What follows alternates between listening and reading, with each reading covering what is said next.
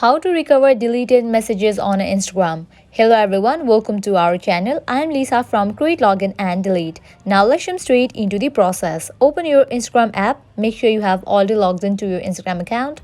Now your home page appears. At the bottom you can find different icons. Tap on this profile icon given at the bottom right corner. Now your profile appears. At the top right corner you can find three horizontal lines. Tap on it.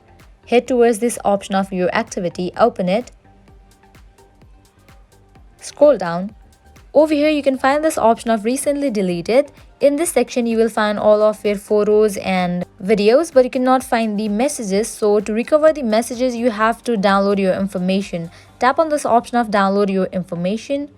Now over here you will need to type in your email address and you have to tap on the option of request download, and Instagram will send you a file with your photos, comments, profile information and more. It may take up to 30 days to collect this data and send it to you, so you have to wait. Tap on request download and you are good to go. This is how you can recover deleted messages on Instagram. This was very simple and quick process. At the end, if you find this video helpful, make sure to like, share and subscribe. Also hit that bell icon so you guys get notified every time we post new videos. Thank you.